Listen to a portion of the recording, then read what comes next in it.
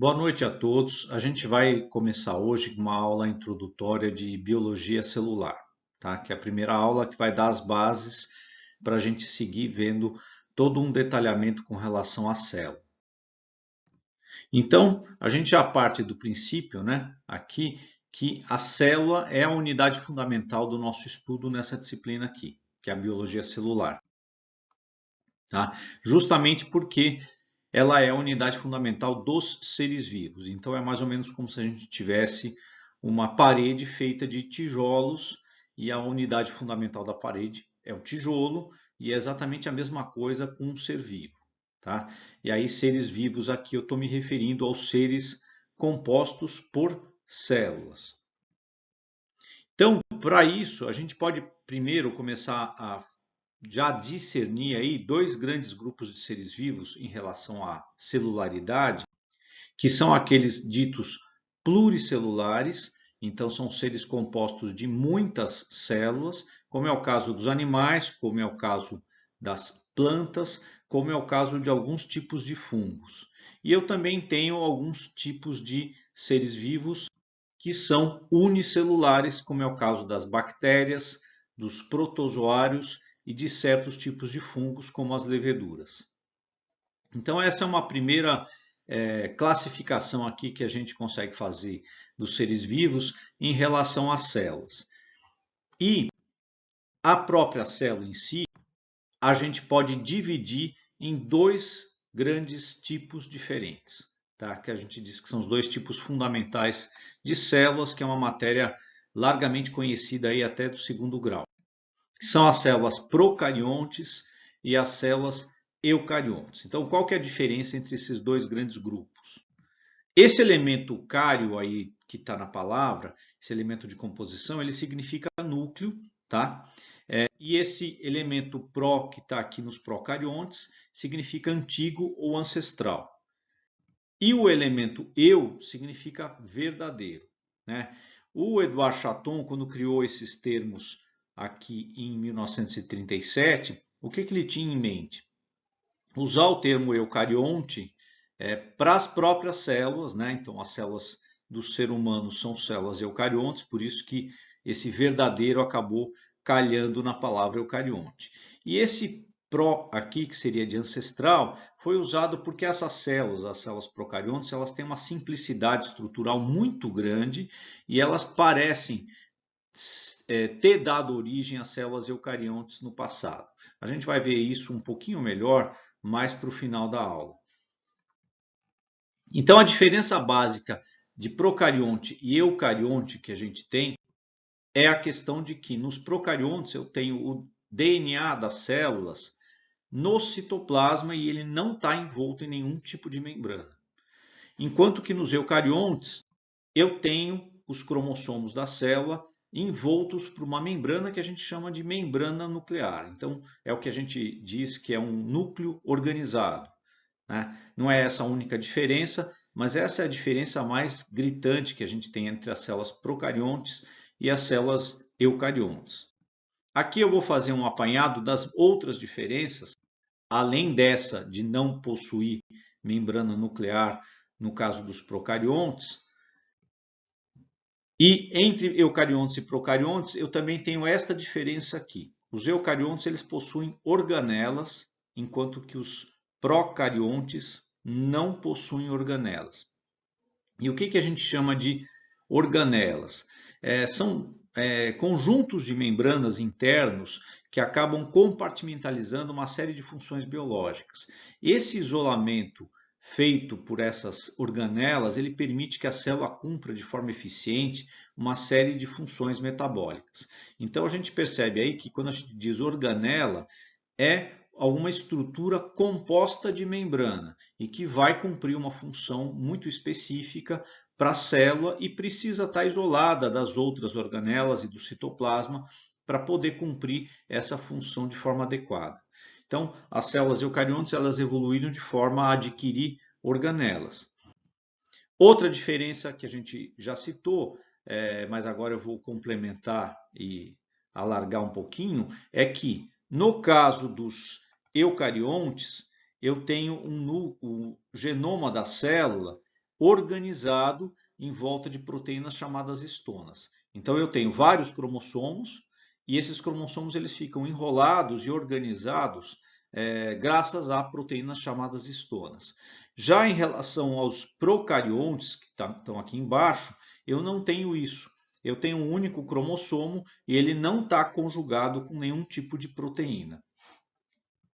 E por fim, os eucariontes eles possuem um sistema que a gente chama de citoesqueleto. O que é esse sistema? É um sistema de microtúbulos, microfilamentos, que acaba sendo responsável por movimentações internas de organelas ou de cromossomos dentro da célula.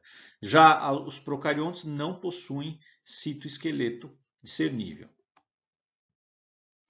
E aqui vamos repassar então, já que a gente deu as diferenças básicas entre célula procarionte e eucarionte, qual que é a estrutura de uma célula procarionte?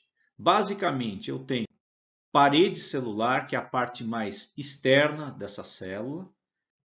Eu tenho uma membrana celular, que aliás vai ser a única membrana efetiva da célula procarionte.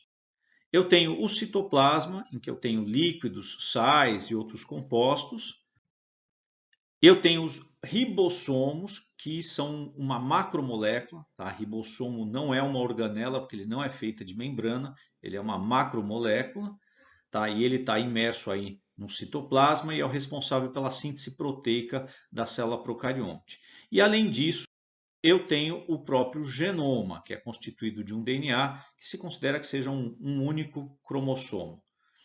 Isso aqui já é uma célula procarionte. Então, reparem que são poucas os constituintes. Embora eu possa ter uma série de coisas adicionais aqui, aqui não vem ao caso. Eu estou colocando uma célula básica procarionte. Já na célula eucarionte, né, que está aqui, eu tenho uma série de coisas adicionais que tornam ela bem mais complexa. Então aqui eu vou pegar uma célula animal para a gente tomar como ponto de partida. Então a parte mais externa dessa célula é membrana celular. Então reparem que no caso de células animais eu não tenho parede. Coisa que para plantas, para fungos, é diferente. Eu tenho parede celular. Mas aqui no caso de uma célula animal, não. Então eu tenho membrana. Eu tenho membrana nuclear, então aqui dentro da célula eu tenho uma outra membrana que vai isolar o genoma desta célula do seu citoplasma. E obviamente eu tenho o genoma dentro desse núcleo, como a gente chama, e esse genoma está organizado, são vários cromossomos conjugados com diferentes tipos de proteína, as chamadas histonas. Eu tenho o citoplasma, então nesse ponto está semelhante às células procariontes.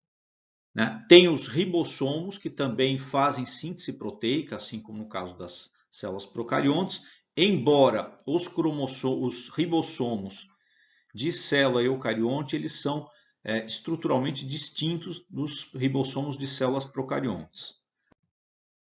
Eu tenho uma coisa chamada retículo endoplasmático rugoso e também o retículo endoplasmático liso. Tenho as mitocôndrias, que vão ser as usinas de energia da célula. Tá? Filamentos de actina, que fazem parte aí do citoesqueleto celular. Lisossomos, que são cheios de enzimas aí que vão cumprir funções para a célula de degradação, quebra e modificações aí de proteínas. Tem o complexo de Golgi. Tá? Tem uma série de depósitos de glicogênio e de lipídios. E no caso das células vegetais, eu tenho uma organela bastante específica, que é o cloroplasto, responsável pela fotossíntese. Então, aqui eu adicionei todos os constituintes de uma célula eucarionte, fazendo uma distinção aqui com o cloroplasto, que é uma organela típica de vegetal, e o restante aqui típico de uma célula animal. E aí eu parto para a gente conversar sobre uma classificação que foi proposta em 1969 por um pesquisador chamado Whittaker, que fez uma classificação tão bem elaborada e tão intuitiva que ela acabou ficando até os dias de hoje. Então, embora ela tenha já sido superada por muito estudo de biologia molecular relacionado a RNA ribossômico, essa classificação ela é muito fácil de entender, inclusive pelo público leigo. Então, a gente utiliza até hoje em aula, né? Como é que essa classificação ela foi criada? Basicamente, o Whittaker, o que ele pegou? Ele percebeu que existiam os dois tipos de células, eucariontes e procariontes. Então, ele discriminou eucariontes e ele percebeu que os procariontes eles tinham muita coisa em comum. Então, ele acabou colocando os procariontes em um reino à parte, que é o chamado reino, ele chamou de reino Monera, né? E todos os outros eucariontes ele dividiu em 4 reinos diferentes, que é o reino Animalia, Plantae, Fungi e Protista. Esses 4 reinos eucariontes aqui, a gente tem os animais, as plantas, os fungos e os protozoários. Então, essa é uma divisão muito fácil da gente entender e aplicar. E aqui no reino Monera, quem eu tenho? As bactérias. Então, basicamente, quem são os procariontes? As bactérias. Tá? O reino Monera mudou de nome há bastante tempo, mas muitos livros continuam utilizando o termo original. O termo que a gente prefere usar hoje é o termo Prokaryotae, que aliás é até autoexplicativo com relação à característica dos agentes que estão dentro desse reino.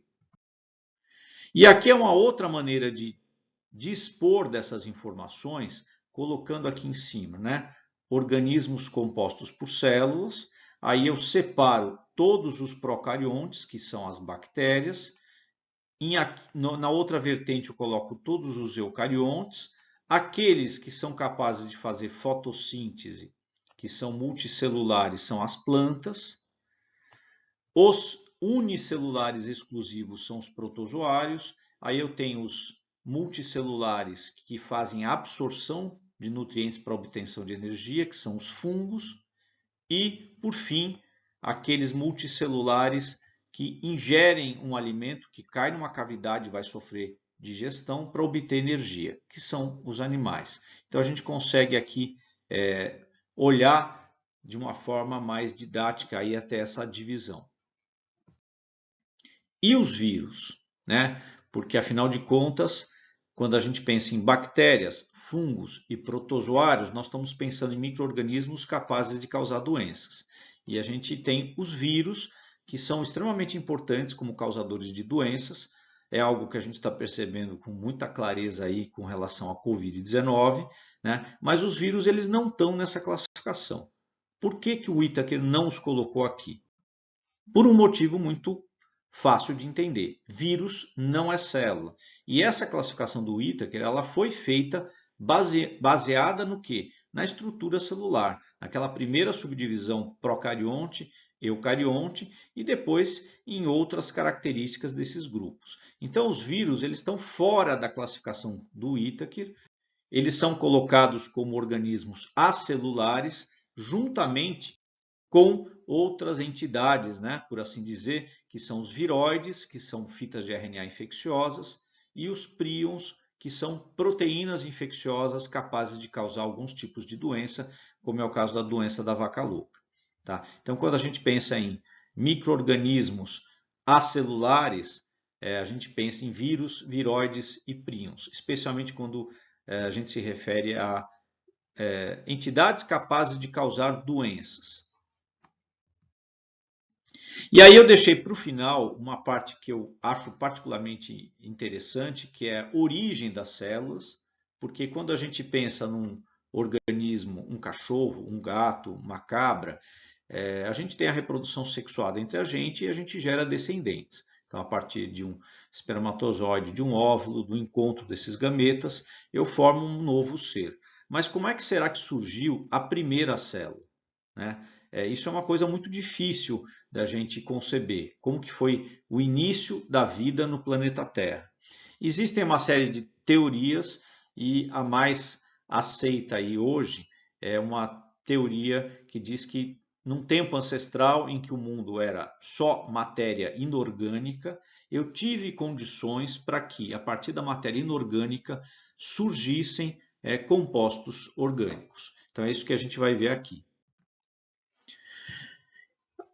Sim, pressupõem que a vida começou na Terra há bastante tempo, né? Então, o planeta Terra tem algo talvez do tipo como 5 bilhões de anos, e o processo que deu origem aí às células teria dado início em torno de 4 bilhões de anos atrás. Nesse período aí, a gente tinha uma atmosfera composta de gases muito diferentes do que a gente tem hoje. Então a gente só tinha vapor de água, amônia, metano, gás carbônico, hidrogênio, sulfeto de hidrogênio. Não existia oxigênio nessa atmosfera primitiva aí. E além disso, na superfície da Terra você tinha bastante água. Então você tinha muitos lagos e oceanos, e se convencionou chamar toda essa água que estava cheia de compostos inorgânicos de sopa primordial, porque é a partir dela que a gente vai ter uma série de reações que supostamente culminariam com as células e a vida na Terra. O que se pressupõe é que calor, luz ultravioleta vinda do Sol e provavelmente descargas elétricas vindas de tempestades forçaram essas moléculas inorgânicas a se combinarem e produzirem moléculas orgânicas. Então, a gente teria os primeiros compostos orgânicos com carbono vindos a partir de moléculas inorgânicas que se combinaram. Tá? E a gente pressupõe também que essas primeiras moléculas orgânicas aí foram proteínas e alguns ácidos nucleicos que teriam se formado espontaneamente. Essa hipótese de matéria orgânica derivando de matéria inorgânica, ela foi proposta por dois pesquisadores, o Parin e o Haldane, né? Então era uma hipótese, porque era a única explicação possível para explicar a origem da vida de forma científica. E o que é interessante é que algum tempo depois da formulação dessa hipótese, um pesquisador chamado Stanley Miller, ele em meados aí dos anos 50 do século 20, ele idealizou um experimento que simulava as condições da vida na Terra no período que a gente citou de 4 bilhões de anos atrás. Então o que ele fez? Aqui é uma foto dele, do Stanley Miller, tá? Inclusive com esse aparelho aqui que ele idealizou para simular as condições de vida na Terra. E aqui tem um esquema desse aparelho. O que ele fazia? Nessa parte aqui de baixo, ele colocava água em ebulição. Então, era para simular o vapor de água que havia na atmosfera. Nessa outra parte, existia uma entrada que injetava metano, amônia, hidrogênio e gás carbônico. Então, esse vapor de água que estava subindo aqui, ele entrava em contato com esses gases nesse ponto e continuava aqui pelo cano. E aí ele chegava nessa espécie de balão que está aqui, em vermelho, em que ele tinha alguns eletrodos que simulavam descargas elétricas, como se fossem relâmpagos aí de uma tempestade. Então ele dava várias descargas elétricas. Então essa mistura de vapor de água e esses gases que ele injetava aqui sofriam aqui nesse ponto descargas elétricas. O que acontecia é que o produto dessas reações químicas, tá, acabava resultando na saída em alguns tipos de moléculas orgânicas, como alguns tipos de aminoácidos. Então, pela primeira vez, a gente conseguiu simular em laboratório, em uma escala infinitamente menor, o provável processo bioquímico que ocorreu para a formação de primeiras moléculas orgânicas do planeta, né? Essas moléculas aí, elas foram formadas, mas a gente tem algumas hipóteses de por que elas conseguiram permanecer e como que elas conseguiram evoluir, né, para uma célula, vamos dizer assim, para se combinar, formar elementos de células e finalmente dar uma célula como a gente conhece hoje. Então, tem algumas hipóteses que ajudam a explicar. A primeira delas diz que, dada a extensão territorial da Terra e a variedade de ambientes que existiam, havia muita possibilidade de combinações e de produção de moléculas diferentes. Então, essa enorme extensão da Terra possibilitaria, ao acaso, o surgimento de moléculas que seriam importantes aí para o surgimento da vida. Outra coisa que também deve ter contribuído é o longo período de tempo que se passou. Tá? O que se pressupõe é que foi algo em torno de 2 bilhões de anos. Esse tipo de escala de bilhões de anos é muito difícil da gente conseguir entender, porque a nossa escala de tempo está baseada na nossa escala de vida, que não chega a 100 anos. Então, para nós, a nossa contagem de tempo ela se dá em minutos, horas, dias, semanas, meses, anos e eventualmente em décadas. Mas a gente não consegue ter noção temporal de séculos, de milênios e muito menos de milhões de anos ou bilhões de anos. Então, geralmente, esse é o tipo de dado que é muito abstrato. Uma pessoa que conseguiu trabalhar com esse dado de forma muito interessante foi um autor de divulgação científica dos anos 80 e 90, chamado Carl Sagan. Ele criou o que a gente chama de calendário cósmico. Então, ele fez uma proporção de todo o tempo cósmico em um ano, colocando todos os eventos em termos proporcionais. Quando a gente olha esse calendário cósmico criado pelo Carl Sagan, a gente vai ver que o surgimento da vida ele acontece ali nos últimos segundos desse calendário. Ou seja, a imensa maioria do tempo não aconteceu nada relacionado à vida. Então, houve tempo suficiente para que, ao acaso, com o surgimento de moléculas orgânicas, combinação de moléculas, um choque entre as moléculas, surgissem coisas que possibilitassem o aparecimento de células. Então, esse é um ponto bastante importante aí de se pensar, o longo período que a gente teve.